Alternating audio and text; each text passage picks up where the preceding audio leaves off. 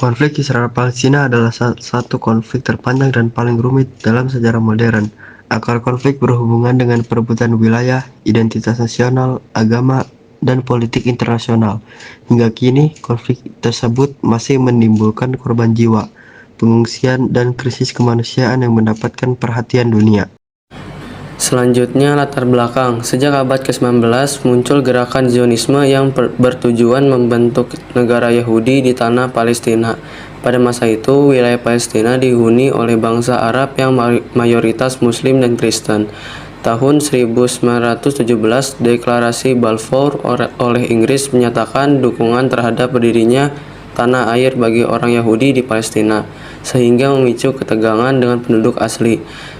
Setelah Perang Dunia Kedua dan tragedi Holocaust, gelombang migrasi Yahudi semakin meningkat. Pada tahun 1947, PBB mengusulkan pembagian Palestina menjadi dua negara, yaitu Yahudi dan Arab.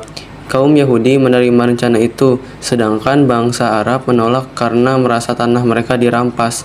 Dari sinilah konflik Israel-Palestina mulai berkembang hingga menjadi konflik berkepanjangan. Awal cerita bermula pada tahun 1917 ketika Inggris mengeluarkan Deklarasi Balfour, mendukung tanah air bagi bangsa Yahudi di Palestina. Gelombang imigrasi Yahudi semakin besar, terutama setelah tragedi Holocaust pada Perang Dunia Kedua. Bagi bangsa Yahudi, Palestina adalah tanah leluhur yang dijanjikan. Namun, bagi bangsa Palestina itu adalah rumah yang diwariskan turun-temurun. Tahun 1948, Israel mendeklarasikan berdirinya negara baru. Perang pun pecah dengan negara-negara Arab. Ratusan ribu orang Palestina terusir dari rumahnya menjadi pengungsi. Peristiwa ini dikenal sebagai Nakba atau malapetaka besar. Sejak 1948, konflik terus berlanjut.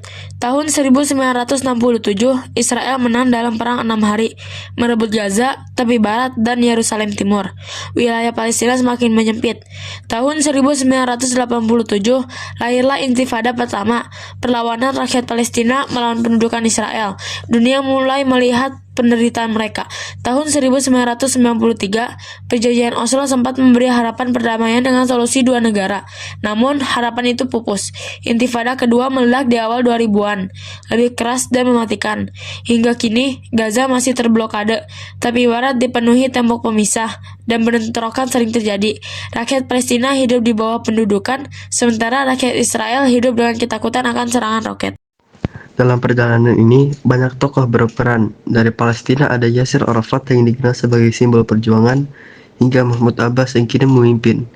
Hamas menguasai jalur Gaza, sering bentrok dengan militer Israel. Dari Israel, ada David Ben-Gurion sebagai pendiri negara, hingga Benjamin Netanyahu yang memimpin hingga hari ini. Dunia pun terlibat. Amerika Serikat mendukung Israel, sementara banyak negara Arab dan Muslim membela Palestina. Organisasi dan perannya. Yang pertama, PLO atau Palestine Liberation Organization, yaitu wadah perjuangan Palestina. Yang kedua, Hamas, yaitu kelompok Islam politik dan militer di Gaza. Yang ketiga, Fatah atau partai utama di tepi barat yang dipimpin oleh Mahmud Abbas. Yang keempat, IDF atau Israel Defense Force, yaitu militer Israel. Yang kelima, PBB yang sering mengeluarkan resolusi tetapi banyak diabaikan Israel. Yang keenam, Liga Arab atau dukungan politik untuk Palestina. Yang keenam, Amerika Serikat dan Uni Eropa, yaitu sekutu utama Israel. Yang terakhir, Iran, Turki, dan Qatar yang mendukung Palestina, terutama Hamas.